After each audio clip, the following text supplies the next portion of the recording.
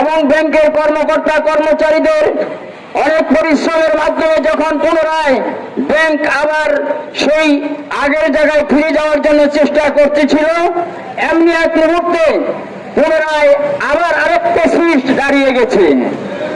তারা পেসিস্টের সেই ইতিহাস থেকে শিক্ষা গ্রহণ করে নাই। তারা ইতিহাস থেকে যারা শিক্ষা গ্রহণ না করে, তাদের পরিণতি ভবিষ্যতে তাদের চেয়ে আরো ভয়ঙ্কর হবে আমরা আশা করতেছি।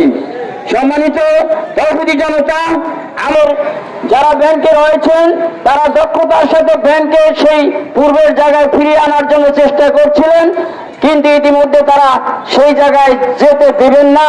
সরকারের সেই র থেকে শুরু করে ভারুত্থানের পরে তাকে বহিষ্কার করা হয়েছিল এবং এই ব্যাংক থেকে তাদেরকে ব্যাংকের দায়ী দায়িত্ব থেকে বহিষ্কার করা হয়েছিল, গভর্নর থেকে বহিষ্কার করা হয়েছিল। তাকে এই ব্যাংকে ধ্বংস করার জন্য আবার হাজার হাজার কোটি টাকা সরকার আত্মসাৎ করার জন্য, লুট করে নেওয়ার জন্য জায়গায় বসিয়েছেন। আমাদের সেই ওমর ফারুক খানকে বাধ্যতামূলক পদত্যাগের মাধ্যমে এই খুরশেদ আলমকে নিয়োগ দেওয়া হয়েছে। ইতিমধ্যে গত রাত্রে তার পদত্যাগপত্র গ্রহণ করেছেন। এটা শুনে আমরা আশ্চর্য হয়ে গেছি যে এই পরিস্থিতিতে দেশের গ্রাহকেরা, ইসলামী ব্যাংকের গ্রাহকেরা আন্দোলন করছেন ফারুক খানকে, ওমর ফারুককে পুনর্বহাল করার জন্য, সেখানে তারা উল্টো দিকে আগাচ্ছে।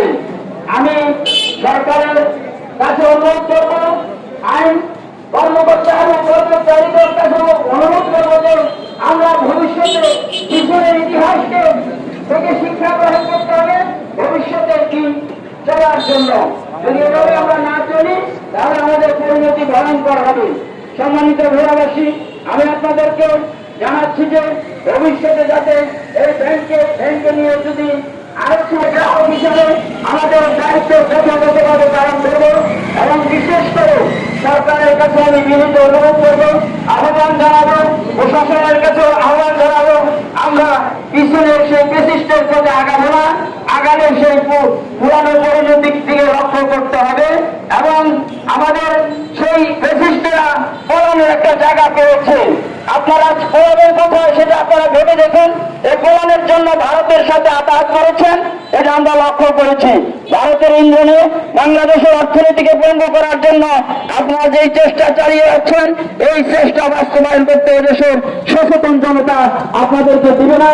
আমি আশাবাদ ব্যক্ত করছি আমরা সবাই এই আন্দোলনের সাথে, এই কর্মসূচির সাথে আমরা সবাই সংঘবদ্ধ হয়ে বাস্তবায়ন করার জন্য চেষ্টা করব। সামনের দিকে যত কর্মসূচি আসবে সকল কর্মসূচিতে